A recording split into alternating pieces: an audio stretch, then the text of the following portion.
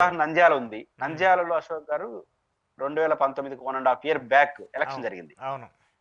30,000 మెజారిటీనో, 35,000 మెజారిటీతో గెలిచింది Telugu Desam party. TDP అవును. హ్మ్. సీన్ కట్ చేస్తే హ్మ్. 1½ ఇయర్ తర్వాత 35, 40,000తో ఓడిపోయింది. అదే నియోజకవర్గంలో హ్మ్. నంద్యాలలో సాధారణ ఎన్నికల్లో. హ్మ్. అంటే దానికోసం చంద్రబాబు గారు దాదాపు 15 రోజులు ఆడనే ఉన్నాడు. హ్మ్. ముఖ్యమంత్రి అన్ని వదిలేసి ఈయన ఆడనే ఉన్నాడు. జగన్ హ్మ్. గారు కూడా. హ్మ్. ఈయన ఇద్దరు పోటీగా ఉండిపోయారు అక్కడనే. ఫలితంగా ఏమైంది? నాకున్న అంచనా ప్రకారం ₹650,00,00,000 విలువైనటువంటి పనులకు హామీ ఇచ్చారు. అబ్బా! ఒక ఆ! అసెంబ్లీలో గెలవడం కోసం ఎలక్షన్ ముందు గెలిస్తే ఓడిపోతే నష్టం వస్తుంది కదా! పొట్టిగట్టుగా. అవును.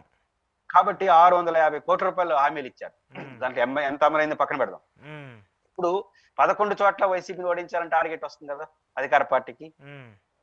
11 చోట్ల 500,00,00,000 కేటాయించారనుకోండి. ఏడ నుంచి డబ్బులు తేవాలి?